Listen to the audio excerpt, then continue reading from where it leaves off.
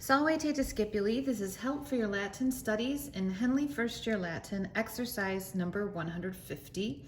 In this exercise, we've been given a few new vocabulary words, and then it asks us to tell what forms certain words are and then translate them. So we'll just do a couple. I think that this will come quite easily after other practice with telling the forms of various verbs and translating as well.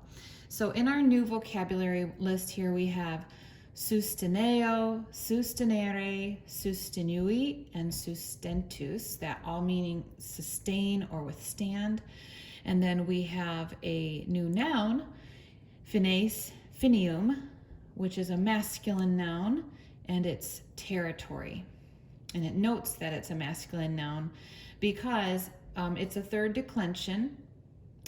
We know that. Why do we know that? Because, well, this is all plural, and it notes that here. Fines is a plural noun of the third declension, but we might assume by that nominative ending, the S, that it would follow the Sachs rule and be feminine. It's not. It's masculine. So we just have to memorize that.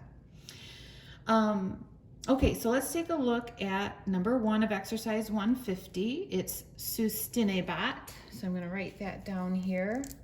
First of all, we're exercise 150 and number 1. Sustinebat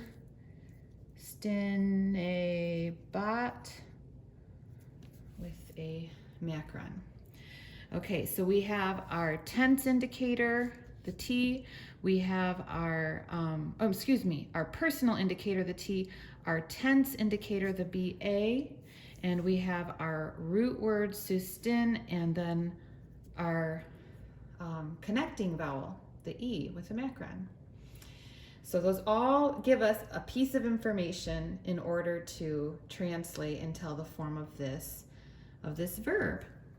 Okay, so we know by the ending that it is a third person singular. That's the T ending. So it's third person singular. And we know by the BA that it's the imperfect tense. Oops, I just did like a capital I, lowercase I, imperfect. And we know by the root that it means sustain or withstand. And our connecting vowel tells us that it is a second conjugation verb, the E with the macron.